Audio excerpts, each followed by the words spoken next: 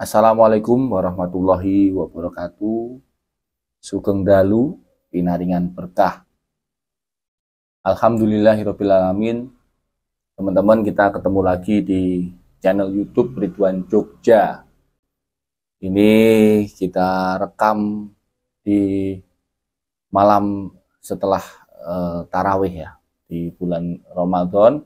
Semoga yang nonton semua dalam kondisi yang sehat walafiat, berkah, dalam posisi penuh kelimpahan anugerah dari Tuhan Yang Maha Kuasa dimanapun panjenengan Anda semua berada, baik di Indonesia maupun penonton-penonton channel ini yang kebetulan sedang bermukim atau berdinas atau tinggal di luar negeri. Matur nuwun, data statistik menunjukkan banyak sekali subscriber yang nonton dari luar Indonesia. Moga-moga Anda yang sedang di luar Indonesia senantiasa diberikan kesehatan dan terus-menerus memantau perkembangan dan dinamika yang terjadi di tanah air tercinta. Ya, teman-teman, banyak pertanyaan dari wartawan ya, teman-teman jurnalis yang minta komentar saya menanggapi pidato atau sambutan dari Bapak Kepala BIN, Jenderal Purnawirawan Polisi Profesor Dr. Budi Gunawan pada saat acara bersama Presiden Joko Widodo di Papua beberapa hari yang lalu, di mana beliau menyatakan bahwa aura Pak Jokowi sebagian berpindah ke Pak Prabowo. Nah, ini kebetulan ada buku juga nih, bukunya Pak Prabowo Subianto, judulnya Paradoks Indonesia dan Solusinya. Bagus nih ya. Nah, banyak yang tanya, itu kira-kira gimana Mas, apakah ada kewenangan atau intervensi dari BIN yang berlebihan terhadap dinamika proses politik? Nah, tentu saja ini akan saya tanggapi tentunya dengan terlebih dahulu kita bedah dulu konsepsinya. Bagaimana relasi lembaga intelijen dengan institusi politik itu. Ya, sebagaimana pernah saya bahas dalam video lama saya, mungkin teman-teman sudah ada yang nonton, bahwa ada dua mazhab besar dalam dunia strategik intelijen dalam hal menentukan apakah lembaga intelijen ini boleh berpolitik atau tidak. Mazhab yang pertama itu dicetuskan oleh guru besar CIA namanya Profesor Sherman Kent. Kent mengatakan bahwa institusi intelijen harus dipisahkan dari politik praktis. Ya, jadi intelijen berdiri sebagai satu institusi sendiri, politik bergerak dalam institusi sendiri. Ini mazhabnya Sherman Kent yang menjadi kiblat di Amerika Serikat. Tapi ada juga yang disebut mazhab Robert Gates ya.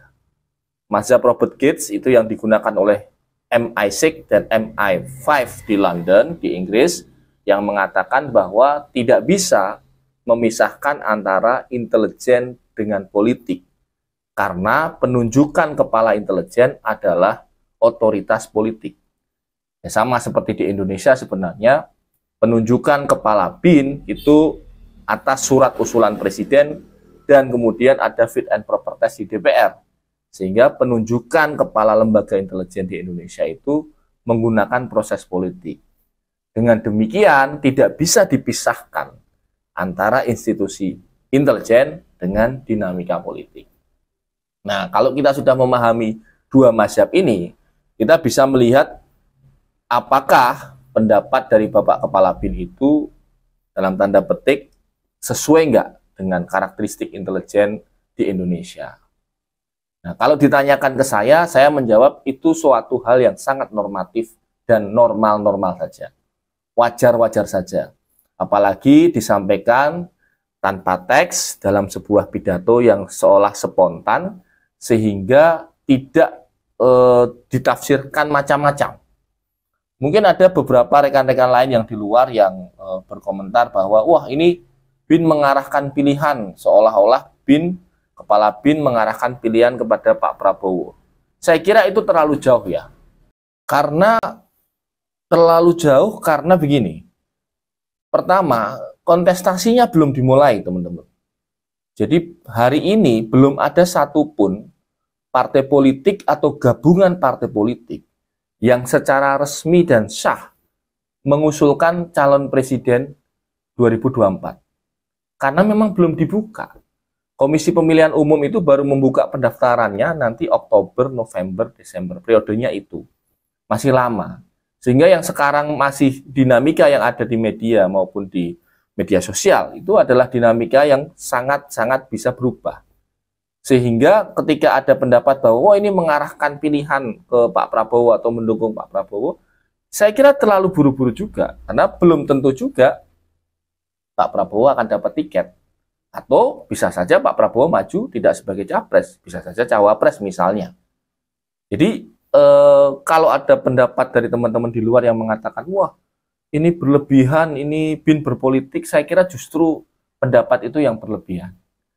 Saya sendiri berpendapat bahwa pidato kepala bin itu wajar-wajar saja, normatif, dan sebagai etika pejabat negara ketika di depan podium, di depannya ada Bapak Presiden dan ada Pak Prabowo, maka ini spontan ya. Spontan memberikan reaksi terhadap situasi yang memang sedang berjalan. Memang faktanya Pak Prabowo dan Pak Jokowi ini lagi akrab-akrabnya. Kemana-mana Pak Prabowo diajak, kemana-mana ada Pak Jokowi, ada Pak Prabowo. Wajar ketika kemudian Pak Kepala BIN mengatakan auranya sudah berpindah. Dan ini saya kira tidak perlu dibawa terlalu jauh. Kalau ada teman yang mengusulkan, misalnya ada pendapat saya baca di media ya, seorang pengamat namanya Pak Khairul Fahmi dari ISES mengatakan DPR harus memanggil Kepala BIN, saya kira berlebihan sekali. Tidak perlu sampai seperti itu, karena toh itu adalah satu hal yang wajar dalam konteks kortesi sesama pejabat negara yang sedang berpidato di atas podium. Saya kira itu teman-teman yang saya sampaikan sebagai tanggapan dari teman-teman jurnalis yang banyak sekali WhatsApp bertanya ke saya, sehingga ini nanti bisa jadi rujukan ketika mereka bertanya, nanti saya kirimkan saja link video ini sekaligus sebagai pertanggungjawaban saya untuk rajin upload kepada teman-teman subscriber. Sekali lagi saya ucapkan selamat menunaikan ibadah Ramadan, ibadah puasa Ramadan. Semoga lancar terus sampai nanti selesai dan kita beridul fitri. Matur nuwun sudah subscribe. Salam terbaik untuk orang-orang yang Anda sayangi dan salam intelijen.